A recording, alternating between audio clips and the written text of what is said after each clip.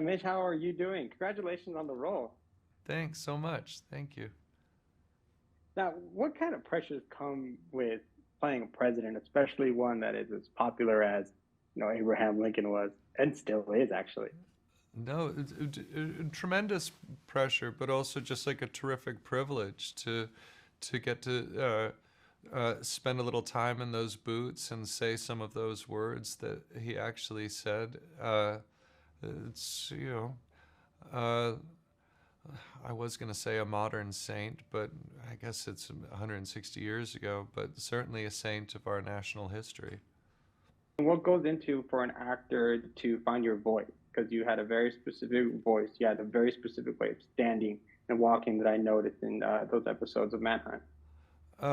Well, you sort of read as much as you can about from contemporaneous sources about what he sounded like and how he bore himself, and you try to figure out who's trying to tear him down with their descriptions of how he sounded and how he looked, and who was giving an honest portrayal of him. And so you sift through those sources, and then you make your best guess because there's no contemporary recordings of him. And as an actor, I think one of the things that I'm always very jealous of is the fact that you get to put on other people's boots. You get to play very different roles. What did you learn personally from putting on Abraham Lincoln's boots? That they're very uncomfortable. He wore riding boots every day in office. They're like knee high. They cut into. We had to cut them down a little bit because I was just chafing at the knee so much. But no, they certainly make you walk in a certain way. And he was a big pacer, and it was a great time of worry and a great time of burden. And so I don't know. All you can do is give yourself a sort of magic what if, and and see how that affects your body. Tell me why do you think this is such an important story to tell, especially now in kind of in a moment in American history where the death of Abraham Lincoln and what was happening with the Civil War. I mean, it could have exploded either way. Well, yeah, it could have gone either way, uh, and it can always go either way. And we do have to rely on the better angels of our nature and hope that there are great people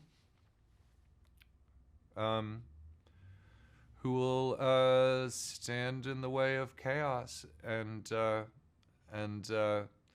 and bring us to our best selves. We can all do it, and he's a great example. And you working with an amazing cast. I know that you have a little bit closer with some of the other ones. Tell me about the cast and working with them on the series.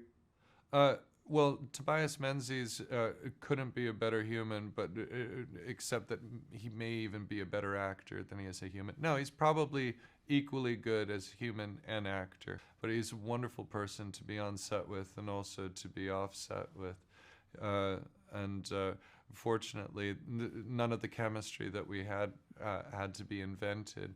Lily Taylor and I had worked together 20 years before, so that was a relationship that was there.